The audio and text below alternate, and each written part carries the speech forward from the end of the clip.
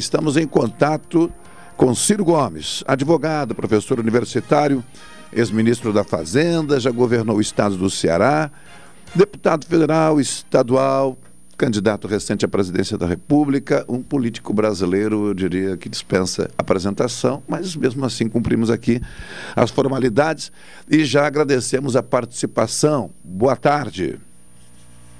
Boa tarde, Carlos Machado. Muito obrigado a você pela oportunidade que me dá de, através da nossa mais tradicional rádio gaúcha, uma das mais tradicionais rádios brasileiras, que é a Rádio Pelotense, abraçar toda a gente irmã gaúcha de Pelotas e como é a capital natural da grande metade sul do Rio Grande do Sul. O tempo não é muito, mas também não é pouco. Eu vou tentar ser hábil aqui, viu? Vou ver se eu consigo. Primeiramente, uma questão geral. Ciro Gomes hoje circula pelo país, ocupa espaços de imprensa, mais recentemente vídeos na internet, manifestação sobre diferentes temas do cenário político, econômico brasileiro, enfim. E, diretamente, a pretensão é, sim, mostrar uma nova etapa do Ciro Gomes, ainda com a disposição de disputar a presidência da República e por isso conversa com públicos diferentes e sobre temas diferentes. É essa a intenção maior? Olha, a intenção maior, sem dúvida nenhuma, é tentar produzir uma saída para a mais grave crise social, econômica e de saúde pública e política da história brasileira. Não há nenhum exagero no meu argumento, eu posso repartir consigo e os seus ouvintes a compreensão disso. Nós nunca tivemos tanta gente empurrada para a informalidade, vivendo de renda miserável, nós nunca tivemos tanta gente no desemprego aberto, no desalento, que é a humilhação de ter procurado emprego e não ter conseguido desistido.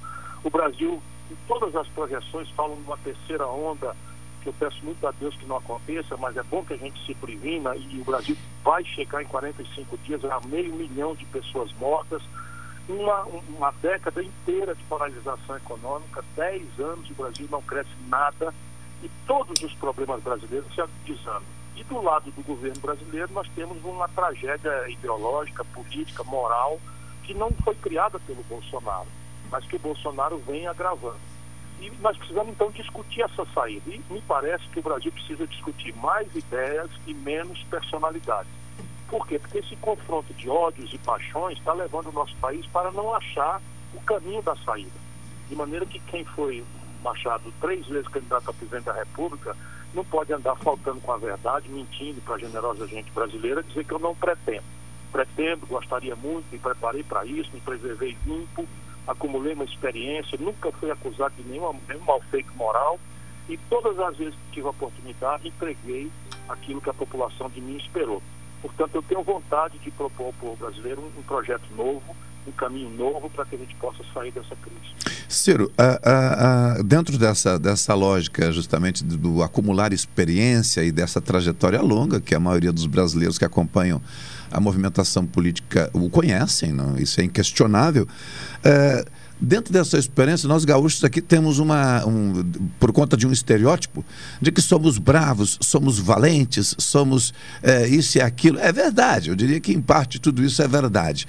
Ciro também já reagiu em algumas situações de uma forma bastante intensa, e muitas vezes foi criticado por isso, mas de repente é um traço da sua personalidade.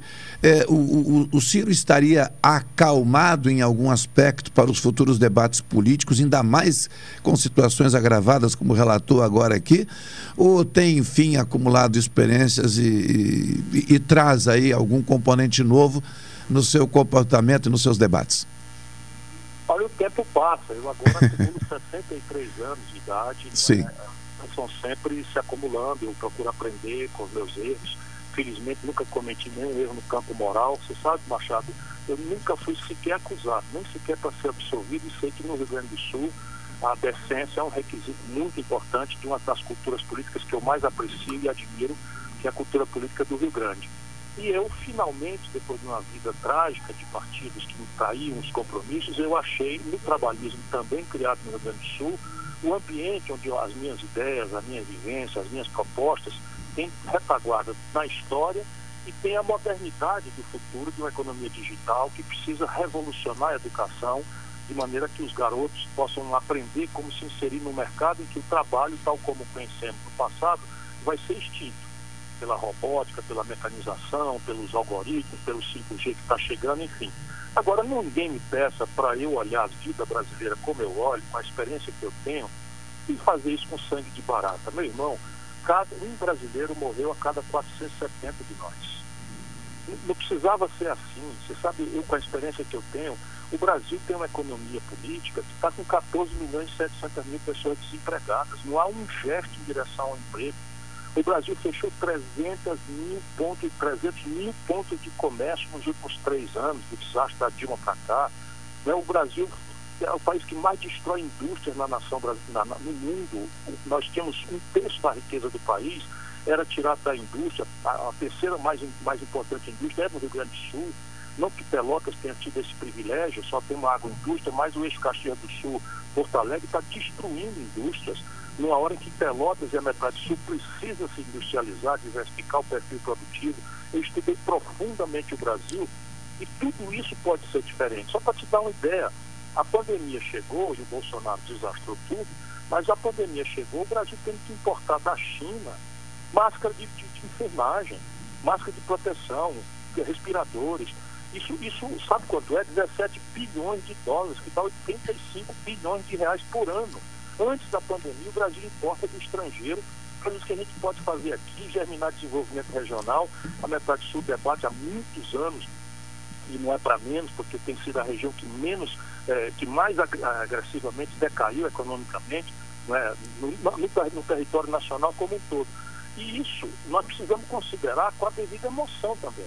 Agora, o desafio é um desafeto meu, seja ele bolsonarista ou petista fanático, que eles infelizmente não querem raciocinar, mas eu desafio, aponte um desequilíbrio meu nessa minha experiência concreta. Eu comandei a economia do Brasil, fui ministro da Fazenda, ajudei a fazer o Plano Real, eu governei o 8º estado brasileiro, hoje nós temos a melhor educação do país, o estado do Ceará, né? Eu fui prefeito da 5ª maior cidade brasileira, que tem hoje é a capital mais rica do Nordeste do Brasil, passando Salvador, passando Recife, vindo lá de trás. Ou seja, eu desafio um desafeto meu, não é, a apontar ou uma falha moral ou algum gesto meu que guarde coerência com essa ideia do cara doidão, destemperado. Eu sou indignado. Sabe por quê? Porque meu coração bate junto do coração do povo. Eu não nasci filho de berço rico. Eu nasci filho de 2 modestos funcionários públicos que passaram muita dificuldade. Estudei a maior parte da minha vida na escola pública e eu sei a diferença de vida ou morte, literalmente, que uma política feita com decência, com competência, com equipe, com plano, com projeto, faz para a vida do nosso povo. Ciro, fez referência aqui a possíveis desafetos, enfim, e experiências anteriores em partidos onde não foi possível permanecer. O PDT gaúcho, né, dispensa também comentário para nós gaúchos, por sua tradição, por sua história. E numa determinada ocasião chegasse a comentar que a metade sul poderia ser um polo tecnológico, por exemplo, na área da saúde. É possível pensar um Brasil onde daqui a pouco, apesar de termos os estados, de sermos uma federação, de pensarmos num processo de desenvolvimento do Brasil onde estados cumpririam papéis diferentes, mas obviamente que com a finalidade de buscar e contemplar a população com aquilo que ela não tem, seja lá o que for, o ciclo desenvolvimentista permanentemente buscando se atualizar, pensa nesse desenvolvimento e na região sul, por exemplo, de que maneira? Eu penso assim, já fiz o trabalho, eu consolidei durante o período do governo Lula, que eu fui ministro do primeiro governo, eu formulei uma política nacional de desenvolvimento regional. Estudei com profundidade, com detalhes, tanto as crises quanto as oportunidades de cada pedaço do país, cercado da melhor experiência intelectual, universitária, técnica, e formulei essa proposta. E ela está no meu projeto, porque nesse momento ela está numa prateleira qualquer da burocracia brasileira. E qual não foi a minha grave surpresa? Nós temos uma tradição de imaginar que o Nordeste é o pobre, que o Centro-Oeste é o pobre, que a política da Amazônia. E isso não é mais verdade, Carlos. Hoje, Fortaleza, como eu disse, é uma cidade rica, como qualquer cidade rica do Brasil, com as suas gravíssimas contradições, favela, desigualdade na distribuição de renda, mas o olhar sobre isso nas cidades do Nordeste já não é mais com aquele tipo de política de desenvolvimento regional. nós vamos descobrir então que a explosão do problema regional se está em mesorregiões. E aí, quando eu acabei de estudar o Brasil, descobri que a metade sul do Rio Grande do Sul, de que vocês são natural capital, sem desfazer o papel de Uruguaiana, de Rio Grande, de Santa Maria, onde até barragem eu construí, eu descobri que a região que mais regrediu, que mais decresceu a sua economia, foi a metade sul do Rio Grande do Sul, no Brasil inteiro. E aí desci aí, criei um programa de mesorregiões, desci aí, fiz o diagnóstico. E a terapêutica também está bastante dos remédios para isso.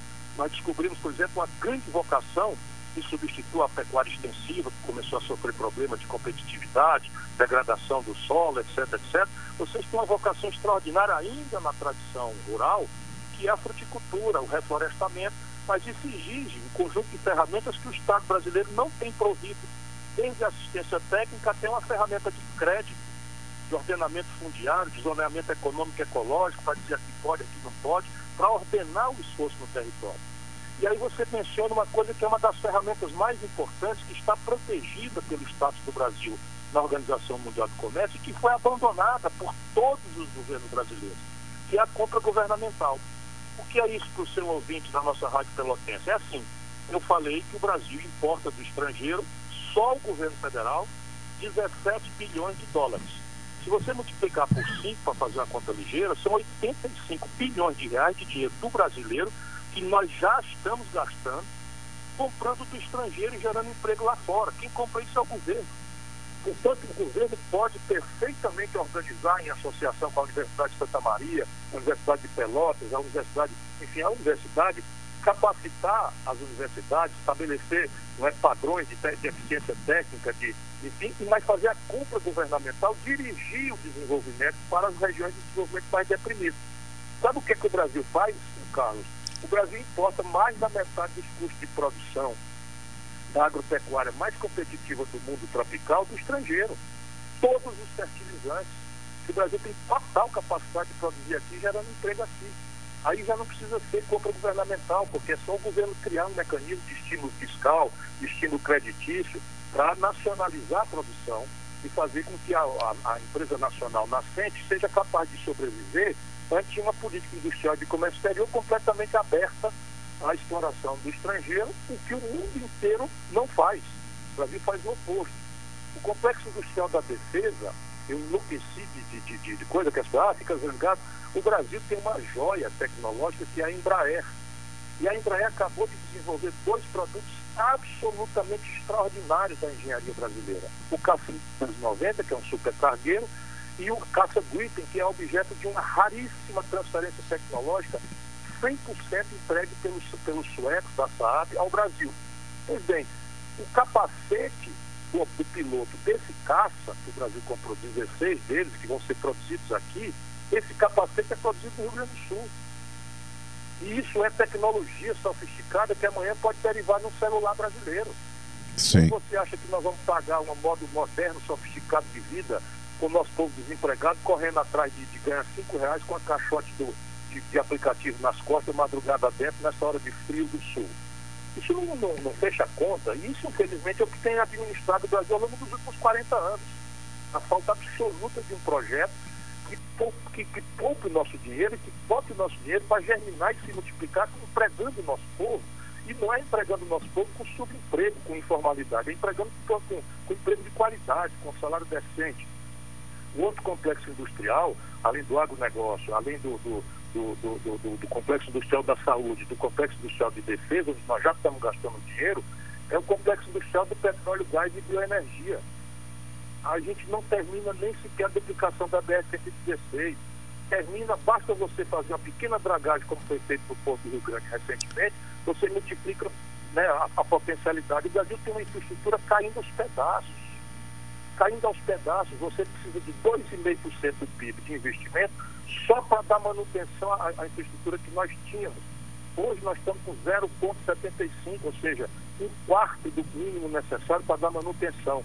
Isso tudo tem que mudar, porque emprego não cai do céu, emprego cai do investimento, da coordenação estratégica do governo, planejador, coordenador, que compreende a sua missão de financiar, de fazer política exterior agressiva, com a diplomacia perfurando o mercado. Nós estamos fazendo o oposto hoje. Agora, a agropecuária do Rio Grande do Sul, Carlos, deixa eu só dar um dado para você, um estado extraordinário do Brasil, que é capaz de produzir uvas de primeira linha, vinho de primeira qualidade. O estado do Rio Grande do Sul caiu quase 30% do seu PIB agropastoril do ano passado. A pandemia não explica isso. Sabe o que é? Explode o câmbio. Tudo que é insumo da indústria acaba crescendo e lá vem um prejuízo. Ninguém está discutindo esse assunto no Brasil há 30 anos. Pois justamente nessa linha que eu então pergunto o seguinte. Primeiramente, ninguém consegue, no Brasil, pelo sistema eleitoral, enfim, não consegue chegar ao governo e tem dificuldade de governar se não for por conta eu vou chamar de famigerada governabilidade, enfim. Bom, a pauta nacional para o processo eleitoral, eu estou aqui por minha conta antecipando isso, a pauta eleitoral é indefinida por conta desse estado de pandemia e por conta também da ausência de uma pauta nacional. Com quem construir isso, tendo no cenário, por exemplo, as atenções também divididas com o ex-presidente Lula, que volta ao cenário, não sei se para ser candidato ou para ser cabo eleitoral de alguém, Bolsonaro, que possivelmente tem a pretensão também de uma reeleição, e Ciro com essa pauta que não é aqui atirar confete, é uma pauta que agrada a mim e com certeza milhões de brasileiros. Mas não sei se seremos suficientes para manter essa pauta como a pauta prioritária na disputa eleitoral. Como é que avalia isso? Como é que a gente coloca, se não toda, uma parte de todo esse conteúdo relatado aí? Paciência, humildade e disciplina para começar. Deixa eu explicar para você e para o seu ouvinte. Veja, só no Brasil, uma eleição que está mais de 2 anos na frente, ou 2 anos na frente, admite o calor, com pesquisa toda semana, que custa cada uma delas quase R$1 milhão, toda semana sendo publicada pesquisa e tal. Só no nosso país. E a razão são determinados absurdos que acontecem na vida brasileira e que a gente tem que restaurar a normalidade institucional, que é basicamente o seguinte: o Supremo Tribunal Federal, 5 anos depois, 20 recursos mais ou menos na mesma direção depois, entendeu que o Lula foi julgado no lugar errado. Aí o Lula e o PT, que estão acostumados a enganar as pessoas com notas, pudor, disfarçatez, assim, não, o Lula foi absolvido. Ele não foi absolvido de nada. Simplesmente a Suprema Corte brasileira tem que se respeitar, porque a Suprema Corte, no Estado Democrático de Direito, é ela que está a última palavra, mas não é razoável que você admire uma providência dessa natureza. Então eles chegam, vai por uma tangente, vai por uma picada, dizer o seguinte: não, o processo do Lula aconteceu no lugar errado, não era em Curitiba, tinha que ter sido em Brasília. Então zera tudo e começa tudo de novo. Isso é o que o país vai assistir daqui 3 meses, 4 meses, né? Lá vai o juiz do Distrito Federal chamar o Lula para depor, aí já vai o escândalo, o Lula está depondo para quê? Não, é porque vai começar tudo de novo. Ah, não foi absolvido? Não foi absolvido. Portanto, paciência. Por quê? Porque na hora que o tribunal restaura os direitos políticos do Lula, o Bolsonaro está experimentando um agudo processo de desgaste. Não é para menos. Toda a incompetência genocida, assassina que administrou a pandemia, a incapacidade absoluta de mitigar os efeitos da pandemia na economia brasileira, né, em linha com aquilo que o mundo fez. E aqui o Pronamp, por exemplo, para socorrer via crédito às pequenas empresas, foi anunciado com grande propaganda e ninguém tomou esse dinheiro. Ninguém conseguiu botar a mão nesse dinheiro. O mundo inteiro fez isso. Por quê? Porque para você conter a pandemia enquanto a vacina não chega, você precisa estimular o isolamento social. E o isolamento social causa impacto na economia. Aqui, ao invés da gente entender isso, que isso é uma lógica só, e fazer o socorro para proteger as famílias e as empresas de uma transição mais dura, mas que estamos ainda hoje no pior dos mundos. Fecha, abre, meia bomba aqui, meia bomba acolá, morreram quase 500 mil pessoas e a economia está sendo dizimada e a renda do povo dizimada. Portanto, veja, o debate, na hora que o Lula aparece de novo com os direitos políticos, e o de Bolsonaro se desgasta pela economia e pela pandemia, o antibolsonarismo, a frustração com o Bolsonaro, procura por pressa, por simplificação, e a grande mídia de São Paulo interessa a ela isso, você diz assim: quem é o antibolsonaro mais viável eleitoralmente? É o Lula, então vai todo mundo para lá. Ainda assim, com toda a provisoriedade que esse quadro representa, a artificialidade do calor com que se trata o assunto, porque a vida do povo é outra. A vida do povo é renda, é emprego, é salário, é se salvar da pandemia, se vacinar, não é chorar o 500 mil de brasileiros quase que já morreram, enfim. Essa é a agenda do nosso povo. Mas os políticos e o jornalismo, especialmente lá do Sudeste, querem antecipar tudo. Paciência, humildade e tentar todo dia dizer para o povo que a solução para o desastre social e econômico brasileiro não é uma volta a um passado mentiroso. Porque eu pergunto com muita humildade, que eu sei que o Rio Grande do Sul, a grande maioria é o Bolsonaro, mas eu pergunto com muito respeito a essa gente valorosa, trabalhadora, austera, que eu dou muito valor. Conheço o hino do Rio Grande do Sul e conheço interpretá-lo pela força com que essa gente representa na história do Brasil. Pois bem, mas uma pergunta simples. Existiria um bolsonarismo que, na minha opinião, é corrupto, é incompetente, é desastrado na economia e na saúde, se não fosse a contradição econômica do PT, eles quebraram o Brasil. Se não fosse a debacle moral, será possível que dá para esconder do povo brasileiro que o Palocci, braço direito do Lula, devolveu, assinou um cheque, Carlos, de 100 milhões de reais e devolveu, confessando que aquilo era dinheiro roubado do povo brasileiro. E será possível que a gente vai fazer de conta que isso não aconteceu e agora, para resolver o problema grave do Bolsonaro, nós vamos voltar ao passado? O que o Lula traz de novo, que ele podia ter feito e não fez? Qual é a novidade aos 77 anos? O que ele traz de novo para propor uma solução alternativa para o Brasil? Nada. É o poder pelo poder, é a exploração da angústia do povo. Ele quer que todo mundo esqueça que ele impôs a dona Dilma, que desastrou a economia brasileira, que arrebentou as contas do governo, o desemprego que saiu de 4 para 11 milhões de pessoas, e isso, infelizmente, não vai ser esquecido. Nós não podemos esquecer isso, porque o Brasil não resiste a essa confrontação. Ciro, claro, eu não tenho, né, que fique claro, os ouvintes aqui sabem disso, o nosso papo aqui sempre é muito espontâneo, eu não tenho essa experiência que tu tens e outros agentes políticos têm. Então eu também muitas vezes observo, e o meu sentimento também é pelo calor da paixão, do apego das coisas. Eu particularmente adoro, por exemplo, o patrimônio público, né? E muitas vezes nos debatemos aqui sobre privatizações e o papel do empresariado brasileiro. E eu faço costumeiramente aqui uma crítica dizendo o seguinte: puxa vida, o empresariado brasileiro, não interessa o tamanho do empresariado, tem uma força espetacular porque é o gerador de emprego, é o pagador de impostos, mas eu não os vejo efetivamente, publicamente, manifestando, enfim, suas questões. Como tem sido, historicamente, o diálogo do Ciro com o empresariado brasileiro, avaliando essas questões de privatizações, que muitas vezes são oportunidades para investimentos de fora, né? E internamente o Brasil continua, no meu entendimento, com a dificuldade de se reorganizar, tanto os seus mercados como a atuação dos seus empresários também. Como tem sido essa conversa, ou a tua experiência, para que possamos chegar a 2022 e ver esse teu discurso, de certa maneira, também defendido, de uma maneira ou de outra, por esse setor que é fundamental para qualquer economia? Nós temos que separar um pouco, porque o olhar deles é muito diferente. O setor financeiro, rentista, que me detesta, não confessa isso, não fala, mas é quem está por trás da propaganda, que tenta me desmoralizar, não no campo moral, mas é sempre o cara que, não, o cara é sério, mas o cara é doidão, o cara é pavio curto, etc. Isso tudo é uma campanha, porque eu denuncio isso, vou te dar o número agora.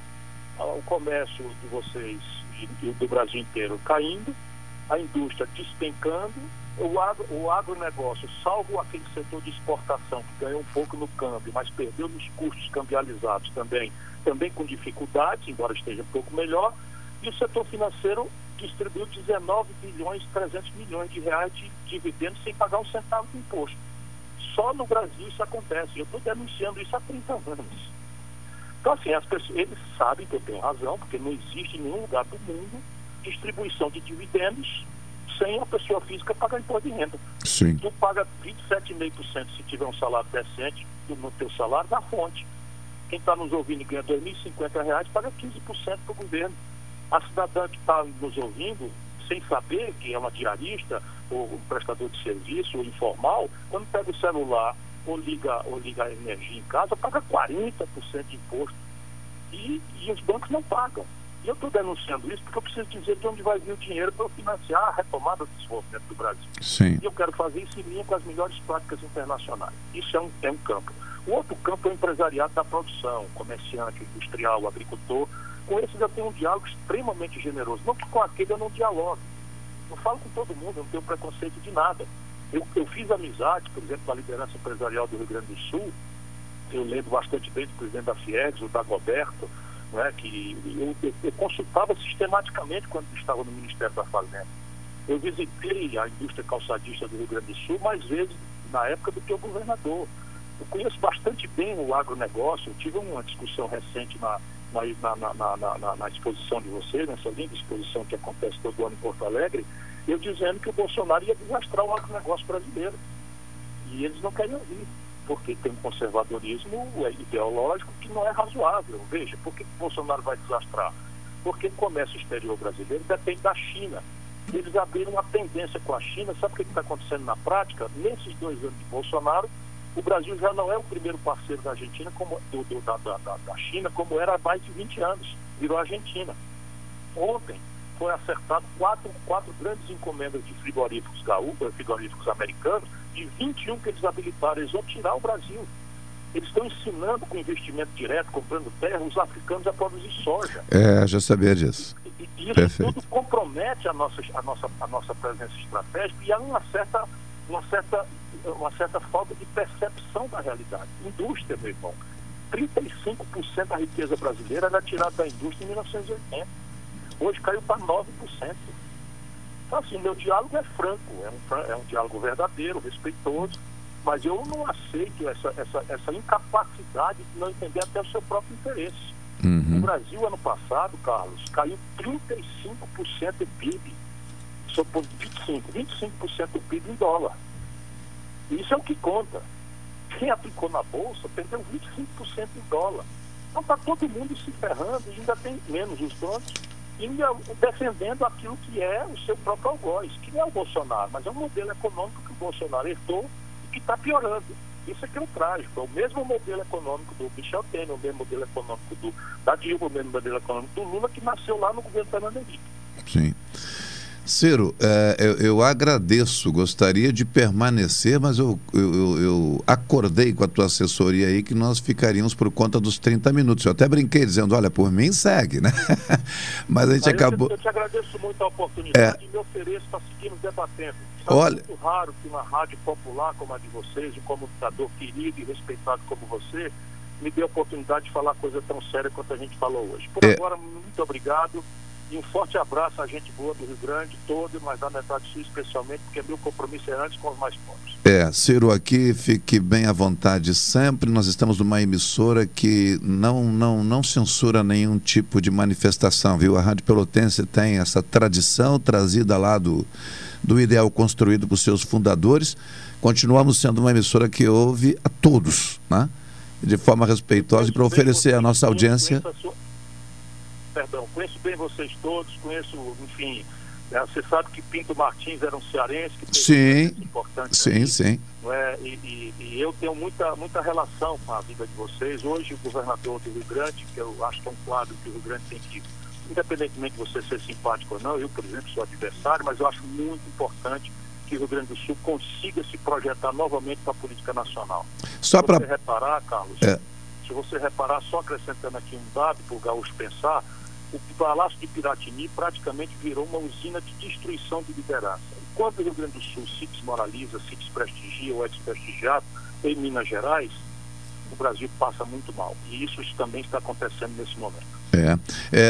Só para não perder a ocasião, é verdade que o Democratas neste momento não estaria ou não teria interesse de começar uma conversa aí para a futura eleição presidencial? Como é que está isso? Se tem alguma coisa... Eu sei que é muito precoce, não quero aqui fazer especulação, mas tem algo nesse sentido de futuros aliados? Não. Nós estamos conversando. A aliança que eu pretendo fazer, eu quero fazê-la antes da eleição, anunciando para todo mundo entender, para não haver essa percepção do camarada dizer na eleição que é contra os políticos, que é contra a velha política, e fazer depois como o Bolsonaro se vender para o Centrão. Então, eu estou propondo claramente um diálogo que reúne o PSB, que no Rio Grande do Sul é o Beto Albuquerque, o PDT, que são nossos companheiros aí, né, Afonso Mota, o Pompeu de Matos, que nos preside, né, a Juliana Brizola, que está lá na Assembleia, enfim, essa aliança e a rede da Marina. E o DEM, né, e o PSD. O DEM do Rio Grande do Sul é controlado pelo Onyx Lorenzoni, que é bolsonarista. E essa é uma disputa interna que o DEM vai fazer. Eu digo publicamente que gostaria de fazer um diálogo e entendimento para fazer sustentação política, um novo projeto nacional de desenvolvimento explícito. Se você me permitir, claro. As pessoas que tiverem curiosidade, procurem-me nas redes, @Ciro Gomes. Né, no Instagram, no Facebook é @Ciro Gomes Oficial, no Twitter é @Ciro Gomes e no Instagram @Ciro Gomes. O projeto O Dever da Esperança permanece em dia, atualizado? Permanece absolutamente. Ele foi escrito já no processo da pandemia. Eu vou fazer uma revisão dos números, mas os conceitos de que o país precisa de um projeto que defina nosso problema, que estabeleça metas, objetivos, custos e o conflito político inerente à repartição justa desse custo para superar o atraso e ir na direção de metas de desenvolvimento, estão completamente claras nesse livro. Ok, receba um abraço aí do Marcos Cunha, que é um advogado, presidente do PDT local e nosso parceiro aqui também. Grande, Marcos Cunha, nos ajudou nos ajudou aqui a espalhar a informação de que tu participarias hoje para garantir as pessoas, enfim, receberem aí a tua fala. Muito obrigado pela atenção e espero aí, agradeço ao Vicente também, viu? Forte abraço ao Vicente, que fez esse trabalho de contato. Vamos conversar mais vezes. Meu assessor. Até mais. Muito obrigado, Carlos. Se cuide aí, um forte abraço aos meus compatriotas gaúchos. Tá bem. 13h34, Ciro Gomes aqui na Pelotense.